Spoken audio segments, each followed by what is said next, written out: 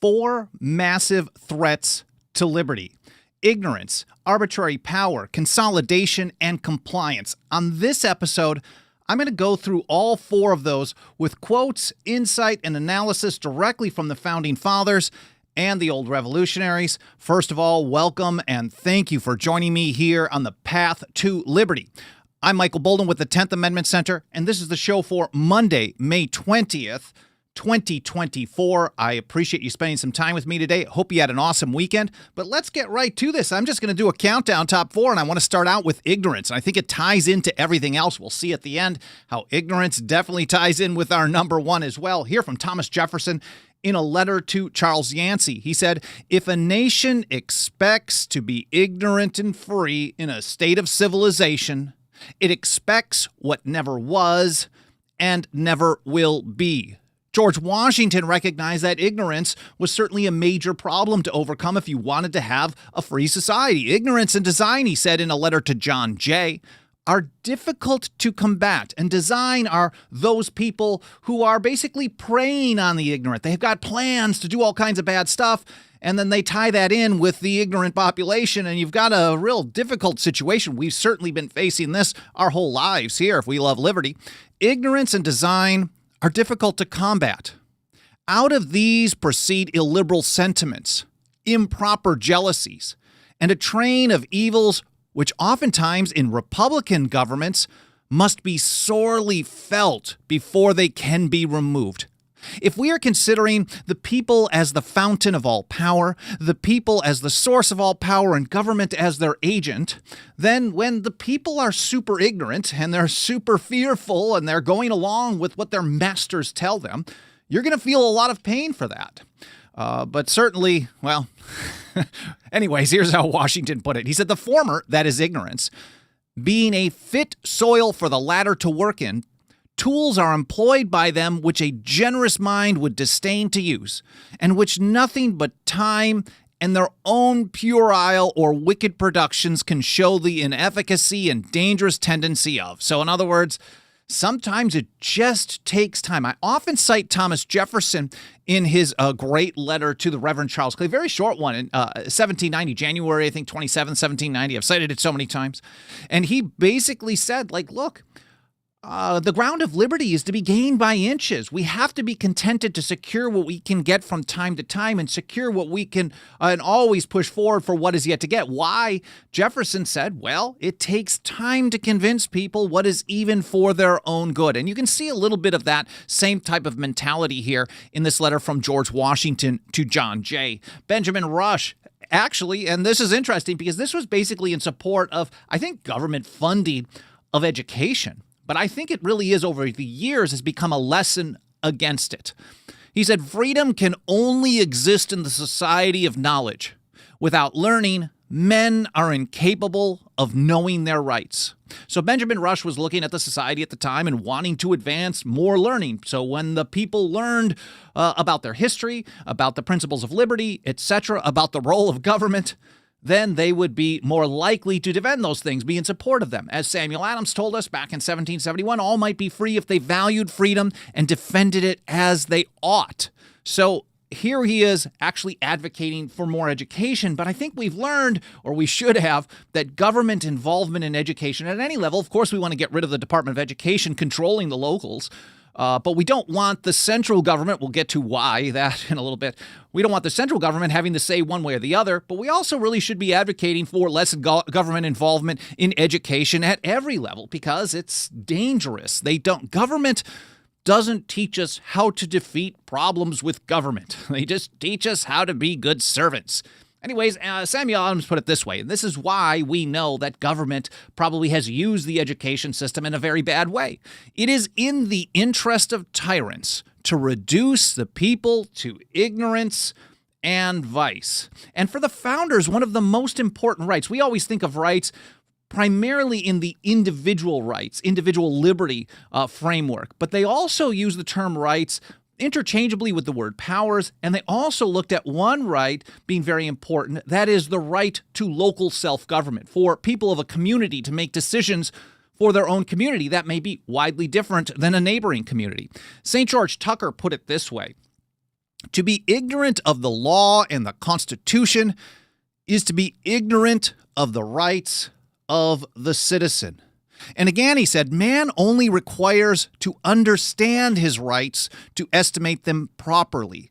The ignorance of the people is the footstool of despotism. Very similar to what we're hearing from Jefferson, Washington, Rush, Adams, and others. St. George Tucker in his great View of the Constitution of the United States in 1803. Then we have John Dickinson in his Letters from a Farmer in Pennsylvania in 1767 pointing out that, well, what government does is they prey upon the ignorant. And he didn't use the term ignorant or ignorance in this passage in letter number 6 in 1767, but certainly recognizing that people with power will look at the rules given to them and use whatever form of language they need to do to twist those rules into expanding their own power. And if the people are ignorant of what those rules may be, certainly they'll fall for it, and that will set a precedent for more and more of the same in the future.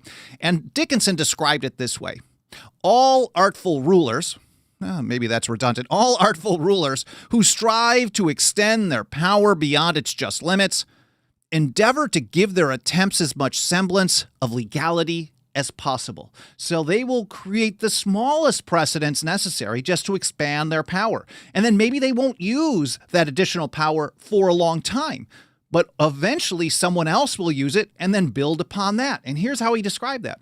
He said, those who succeed them may venture to go a little further, for each new encroachment will be strengthened by a former.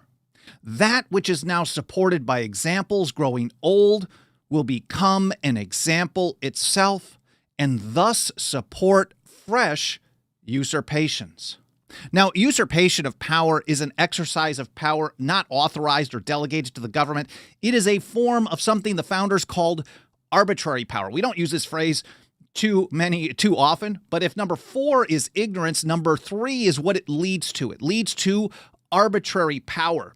And we see that right in the Declaration of Independence. Here, for example, this is one of the grievances. They call them injuries and usurpations. For abolishing the free system of English laws in a neighboring province, establishing therein an arbitrary government, and entangling its boundaries so as to render it at once an example and fit instrument for introducing the same absolute rule into these colonies. You can see how Jefferson and the committee, and also the Continental Congress, which approved this, they're using interchangeably arbitrary power and absolute rule. Arbitrary power is when a government can do what it wants based on, well, just mere will, political will, based on their whim. If they can get away with it, they do it. There are no rules. They don't follow the rules because there is a rule. And so that is what the founders considered unlimited power. This is absolute rule. Here's Thomas Paine in The Rights of Man. He said, a government on the principles on which constitutional governments arising out of society are established cannot have the right of altering itself. If it had, it would be arbitrary. Think about that with what we have today. The phrase to regulate commerce had a very specific meaning in the 18th century legal document that is the Constitution. It had a very specific meaning at the time of ratification. So did the Necessary and Proper Clause. So did the 10th Amendment. So did the Second Amendment when they ratified it in 1791. These all had very specific meanings that the people who gave it legal force understood it to mean. And so over time, when they just redefine that to fit the political whims or the political winds of the time, what they're doing is they're actually changing the rules of the Constitution. And that, therefore, is arbitrary power. Every single time they do that, it is arbitrary power. And to the founders, well, under the Declaration of Independence, arbitrary power is absolute rule, even if they don't exercise it in a totalitarian way. He said it might make, this is back to Paine, it might make itself what it pleased. And wherever such a right is set up, it shows there is no constitution. You can have a constitution on paper, in name only, but if they don't follow it, and of course, words on paper don't enforce themselves. Let's not even imagine that they ever could or ever will.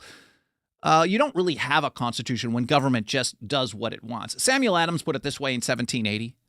Power without any restraint is tyranny. So to the founding generation, to the old revolutionaries, when you are ignorant of the rules given to government, government is going to be much more likely to get away with setting even the smallest precedents to expand their power. Each precedent leads to something more and more and more. This is all versions of usurpations of power or arbitrary power. I'm going to get to usurpations as well, what it leads to.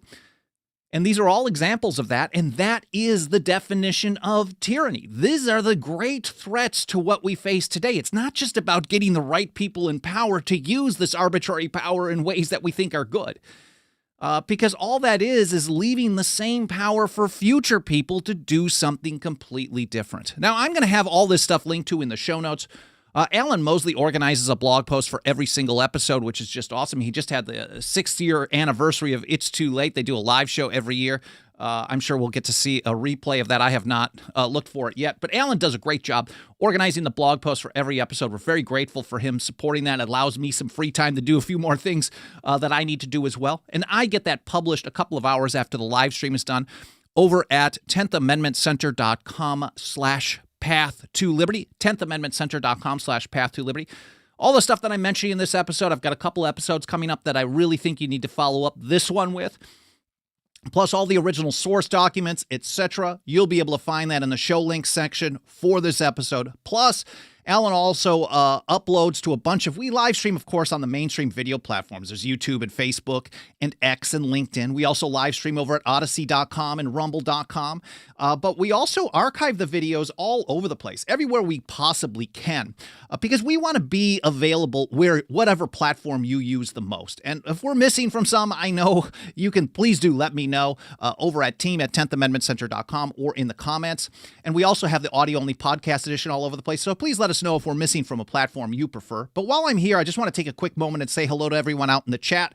Over at Rumble, there's Gypsy Magic, Mr. Adams, Sarah B., Dennis, there is Brewster, it looks like, is over there, and a few others. I appreciate you guys joining us here. Let's see where... Man, I've got different platforms for different chat boxes for different platforms.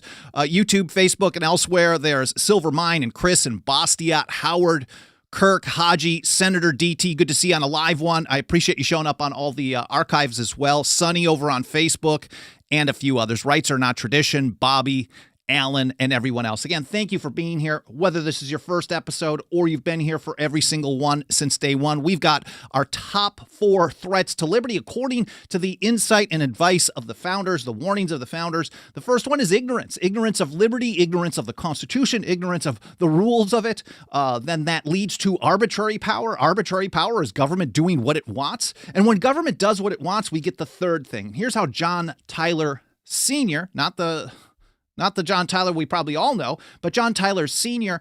over in the Virginia Ratifying Convention in 1788. Arbitrary power leads to number 2, which is consolidation or centralization of power. He said, a consolidation is contrary to our nature and can only be supported by an arbitrary government. The only way you get consolidation, total centralization of power, is through arbitrary acts, power that they're not authorized to exercise in the first place. And they all understood, again, just like John Dickinson said in his Letters from a Farmer in Pennsylvania, which were the most widely read documents on American liberty up until Thomas Paine's Common Sense in 1776, they all understood these examples that Dickinson gave. They also understood it through their own readings of history, that when government establishes the detestable precedent, they go beyond the limits of the Constitution, they will always continue to go further and further and further. And each step further is another step towards consolidation or total centralization. If we're not there today with the largest government in history, we're certainly on the path to total and absolute tyranny. But hopefully we're going to be able to turn things around. We're not sure. Eventually, I think it will happen. I just don't know how long it will take. I believe in the principles of liberty. I believe in the goodness of humanity to figure this out over time. Whether or not it's going to happen in my lifetime or not is another story. But talking about consolidation, Patrick Henry couldn't have been more emphatic for our number 2 if we're doing a countdown. He said, dangers are to be apprehended in whatever manner we proceed, but those of a consolidation are the most destructive. So to Patrick Henry, one of the leading voices of the American Revolution, he was vehemently opposed to ratification of the Constitution. He was in a minority. I mean, even a vast majority of the anti-federalists, Federal Farmer, for example, were okay with having a new constitution. They just didn't like the form they had. They wanted to see more amendments. Now, Patrick Henry also wanted amendments, and he wasn't happy with the amendments that they got. So that wasn't really the end of the story. He passed away, and he had some struggles later in life. But he was vehemently opposed to ratification. And during his arguments against it in the Virginia Ratifying Convention, he gave these incredible long speeches. You can read them for full. I've got this one from June 7th, 1788. That'll be linked to in the show notes. And another one from the 9th, where he's talking about consolidation. He says the most dangerous thing that can face the people of this country is to have total centralization of power. Man, didn't listen to that one. Here's how Thomas Jefferson put it. He also understood this. This is years later, writing to Joseph C. Cabell. What has destroyed liberty in every government which has ever existed under the sun? Everything. This might be a little Jeffersonian flair, but he's certainly being emphatic about this. He said the generalizing and concentrating of all cares and power into one body. And whether we think that they did that or not under their forms of government and the Articles and the Constitution for the United States, people make arguments on both of those. Certainly the recognition that too much power in too few hands is a serious problem is not being paid attention to by many people today. Most people are just concerned about who is going to wield the power. We just got to get our big problem is the dude in power right now, and we just got to replace him with another dude in power. And he's going to promise us to reduce power, and then they never do. And then no matter who's in power, power always grows. Maybe sometimes it grows a little bit less fast than others. But it always keeps getting worse and worse and worse because people think the solution to their problem is centralized power in Washington, D.C. But that's the most dangerous scenario that we can live under, according to Patrick Henry. William Grayson put it this way.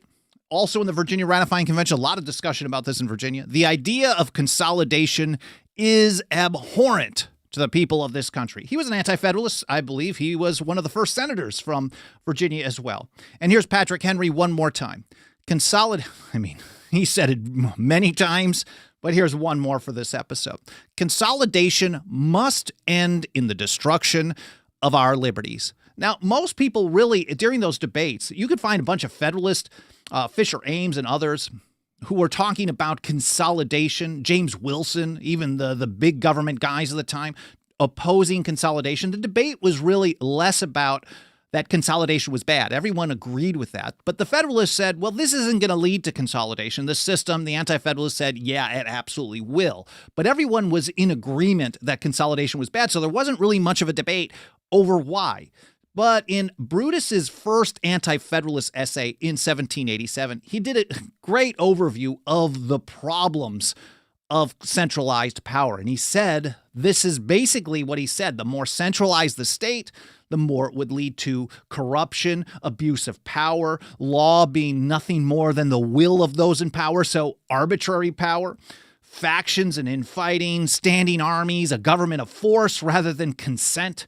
And I covered this in some detail in an episode, which will be linked to in the show notes, The Dangers of Consolidation, Anti-Federalist Brutus number 1. And speaking of number 1, this brings me to our top number 1 out of our top 4 threats to liberty. Because if we have ignorance, ignorance leads to arbitrary power. Arbitrary power leads to consolidation, centralization of power, which leads to more arbitrary power, and you get this nasty cycle. But the cycle only continues as long as people continue to comply with stuff that government isn't supposed to do in the first place. As long as people keep going to the government and trying to convince the government to stop doing what the government was never supposed to do, but they comply the entire time, government never has to stop. John Dickinson, back in his response to the Stamp Act in late 1765, he said, the Stamp Act, therefore, is a test of your disposition. It's a test. Some people were saying this isn't a huge deal. It's not a huge tax. Do we need to stick our necks out on this? They also made the same case against the Townshend Acts in 1767, the Tea Act of 1773, I believe it was. I'm getting some of the dates mixed up once in a while, but basically said, If you quietly bend your neck to this yoke, you prove yourselves ready to receive any bondage your lords and masters are pleased to subject you to. That's a paraphrase off the top of my head. So every time you comply with stuff, they have no reason to get rid of it. So that's why, to me, the most dangerous threat to liberty, the biggest one we face, is a culture of obedience. Certainly there is noncompliance, there is resistance and other forms of nullification that are happening today, maybe in more widespread numbers than we've ever seen in history, but in comparison to what it should be, it's still very, very tiny. James Otis Jr. put it this way in 1762. So long as people will submit to arbitrary measures, so long will they find masters. This was the mentality of the founding generation, of the old revolutionaries. John Hancock, also in response to the Stamp Act, we can learn so much from the Stamp Act period.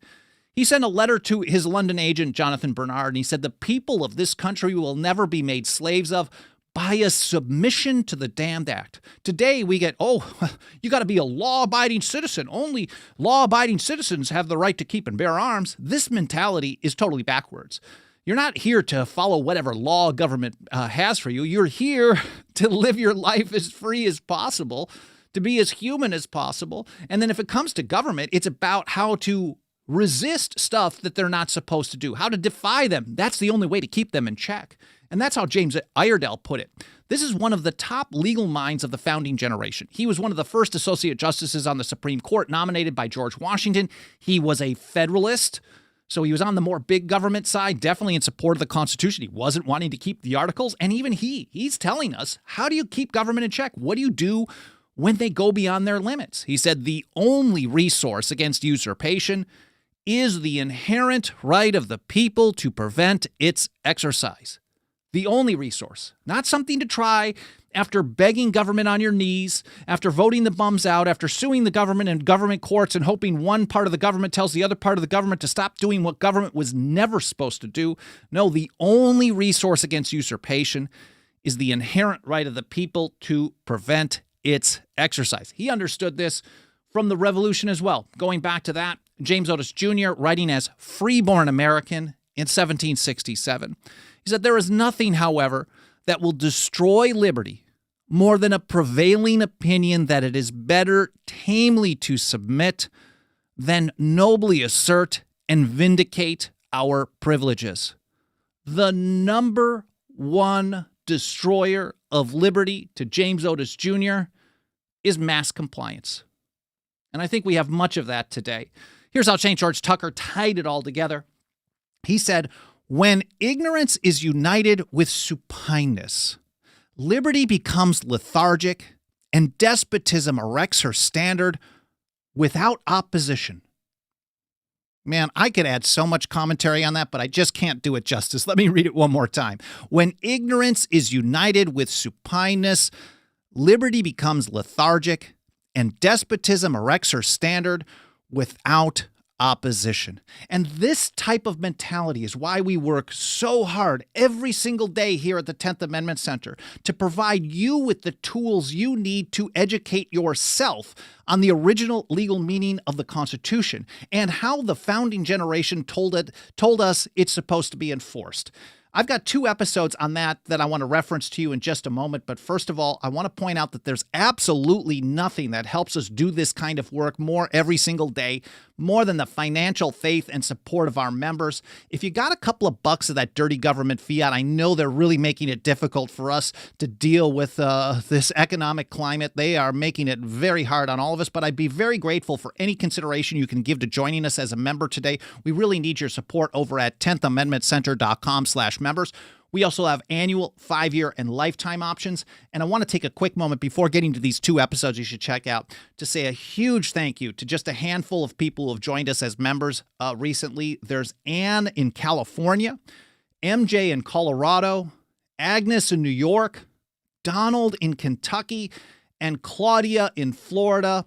10thamendmentcenter.com/members is where you can join them. And thank you all. I know I'm only just naming some people who have joined us, so I'm very grateful for your support. But these 2 episodes that I think are so important, we're talking about understanding the original legal meaning of the Constitution, so we're not ignorant of it, so we can point out all the arbitrary power that they're exercising. Well, I mean, the easy way today is just basically everything. You'll be wrong a few percent of the time. You'll still get an A, but we really do want to have a better understanding of these things. So Master the Constitution, DIY Guide to Original Meaning. That'll be linked to in the show notes. And also Constitution 101, Enforcement Mechanism. These are two of the most important episodes in my mind that have been done on this show. Those will be linked to in the show notes at 10thamendmentcenter.com/path-to-liberty. Also, you can help spread the word by leaving some comments. You can smash the like button, a review on Apple Podcast or any other podcast platform. All those things, especially comments in the archives on some of these mainstream platforms, that can tell them to show us to more people, subscribing, getting notifications, etc. So I appreciate your support in helping us spread the word. I'll take a look over in the live chat a little bit later today. There's some great comments, it looks like, from Haji and Kirk and Bastiat and a few others, and always really interesting stuff over on Odyssey.com, which I get to, well, within a couple of hours. I go back to Odyssey. That's one of the first things I do after some of the post-production. I respond to some comments over there, and there's some really interesting stuff happening over at with Gypsy and Sarah and Dennis and others over on Rumble. So I appreciate you watching or listening to the show. I hope you had an awesome weekend. I hope you enjoyed this information as much as I enjoyed sharing it with you, and I hope to see you next time here on the Path to Liberty.